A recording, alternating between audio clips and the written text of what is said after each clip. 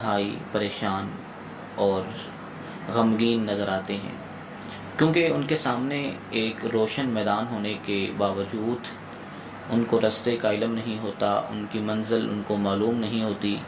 یا سادہ الفاظ میں اگر میں بات کروں تو ان کو کیریئر کاؤنسلنگ کا علم نہیں ہوتا کہ میں نے کیا پڑھا ہے اور میں کس کس فیلڈ میں اس کو اپلائی کر سکتا ہوں، میں کس فیلڈ میں جا کر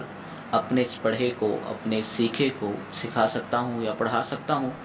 جب ان کو یہ مکمل ڈیٹیل معلوم نہیں ہوتی تو وہ پریشان نظر آتے ہیں۔ پھر نتیجہ یہ نکلتا ہے کہ ایک بچہ جس نے 7 سال تدریس کے ذہن سے پڑھا ہی نہیں ہے، جب اس کو کسی جگہ پہ تدریس کی آفر ہوتی ہے تو وہ فوراً قبول کر لیتا ہے،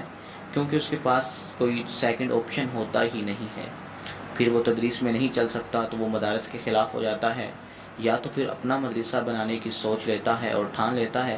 یا پھر وہ مدارس سے باغی اور متنفر ہو جاتا ہے، لوگوں کو بھی اس کے خلاف کرنے لگتا ہے۔ ایک امام جو مسجد میں 5 وقت کی نماز پڑھاتا ہے، وہ 7 سال اس نے پڑھا ہے تو صرف 5 وقت کی نماز، یہ بہت بڑا ایک ڈیفالٹ ہے جو ہمارے نظام تعلیم میں شامل ہو گیا ہے۔ مدارس کا نظام بہت عمدہ نظام ہے، اگر اس میں کچھ اصلاحات کر دی جائیں۔ میں زیادہ یہ نہیں کہہ رہا کہ اس میں بہت سی اصلاحات ہونی چاہیے، نہیں، بلکہ مدارس میں بہت سی اصلاحات ہو چکی ہیں، صرف چند ایک کا اضافہ ہونا باقی ہے۔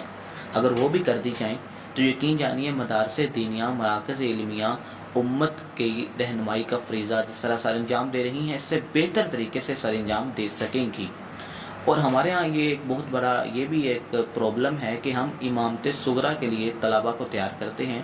امامت کبریٰ کے لیے ہم تیاری نہیں کرواتے،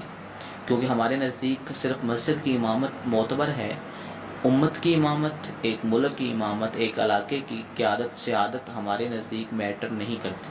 اور پھر ہم رونا روتے ہیں کہ ہمارے حکمران یہ کر گئے، ہمارے حکمران وہ کر گئے، جب ہم مین سٹریم میں آتے ہی نہیں ہیں، جب ہمارے آفیسرز، ہمارے